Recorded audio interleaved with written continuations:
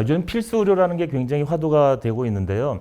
사실 저 개인적으로는 대한민국의 필수 의료가 아닌 것은 없다 이렇게 생각을 하고 있습니다.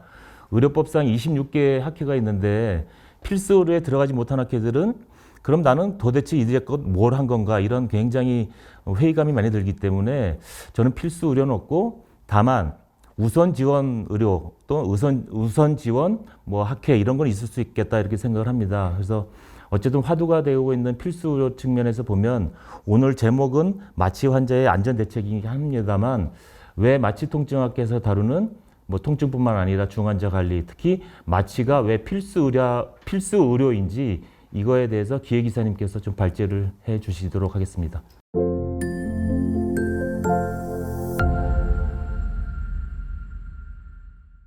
먼저 마취통증의학과는 정부의 필수 의료 지원 대책을 전폭적으로 지지하는 입장이라는 말씀을 먼저 드립니다.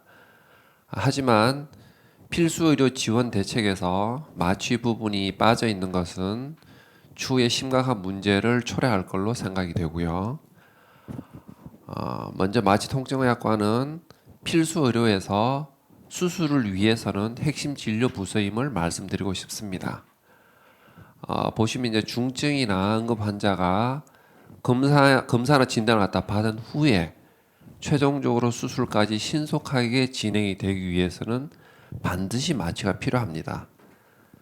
소위 이제 국내에서 응급 질환으로 사망률이 가장 높다고 할 수 있는 대표적인 질환으로는 심혈관 질환, 뇌혈관 질환, 중증 외상 등이 있습니다. 이러한 질환들은 총각을 다투는 위급한 질환으로 대부분은 응급수술로서 해결을 해야 하는 경우가 많습니다. 그러므로 이러한 중증의 응급 상황에서 수술이 지연되지 않고 진행되기 위해서는 마취 전문의가 꼭 필요한 실정이고요.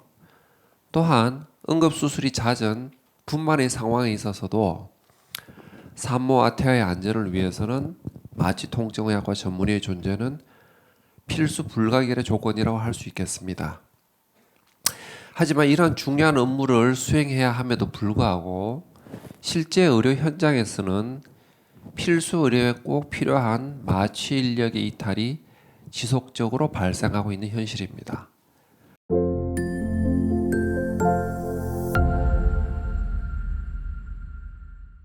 과도한 당직과 고위험의 마취, 그리고 의료소송의 위험 등의 이러한 열악한 근무 환경에 부담을 느껴서 수술실에서 마취를 점점 기피하고 있는 실정입니다.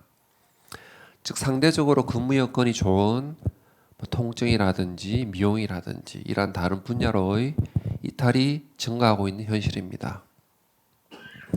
실제로 마취통증의학과의 개원은 최근 5년 사이에 매년 전년 대비 약 4 내지 7% 정도 증가하여서 10년 전과 비교를 하였을 때 약 74%로 급증한 상황이고요.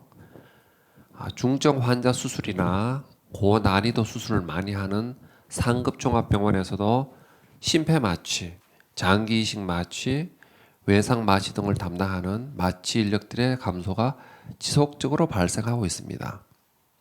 현재 이런 필수 의료 인력의 이탈은 향후에는 점점 더 가속될 걸로 저희들은 전망을 하고 있고요.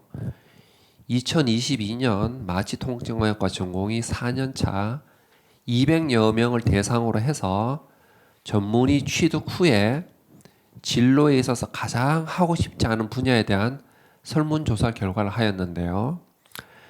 실제 진로 현장에서의 경험이 없는 전공의들임에도 불구하고 소위 필수 의료를 위한 수술에 마취 진료 선택을 피하려 하고 있는 것이 저희들의 곧 다가올 미래입니다. 특히 심폐, 이식, 소아 마취, 중환자 관리는 다른 마취 분야에 비해서 숙련된 술기와 다양한 임상 경험 및 고도의 집중을 요구하는 마취 분야입니다. 이러한 분야에 숙련된 전문 인력을 키우는 데는 훨씬 많은 시간과 노력이 필요한 현실입니다.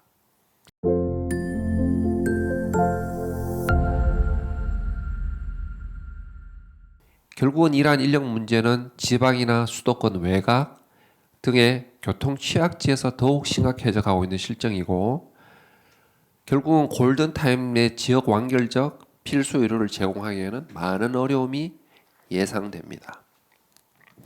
따라서 필수 의료 관련 논의 협의체에 마취통증의학과의 참여는 반드시 이루어져야 할 것으로 생각이 되고요. 또한 필수 의료 서비스를 책임질 수 있는 마취통증의학과 전문의의 충분한 충원 및 근무 여건 개선이 동시에 이루어져야 할 것으로 생각이 됩니다. 그러기 위해서는 중증, 응급, 고난이도 수술, 소아, 분만 이러한 분야의 마취 수가의 정상화가 선행이 되고 이러한 분야의 수술 중에 불가항력적으로 발생할 수 있는 합병 및 사망에 대한 형사처벌 면책의 법제화가 필요할 것으로 생각됩니다.